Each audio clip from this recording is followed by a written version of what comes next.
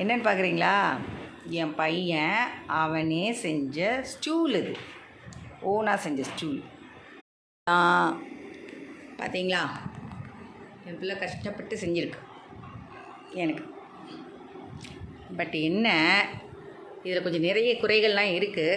அதை இருந்தாலும் நாங்கள் கொஞ்சம் அவாய்ட் பண்ணுவோம். அதில் கரெக்ஷன் இருக்குது. இந்த கால் இருக்கு இல்லையா, இது ரொம்ப உயரமாயிடுச்சு. என்னோடய மிஷினில் தைக்கிறதுக்கு ஸ்டூல் இல்லைன்னு, அதனால என் பையன் ஓனாக செஞ்சு கொடுத்தது. இது நல்லா இருக்கா சொல்லுங்கள்.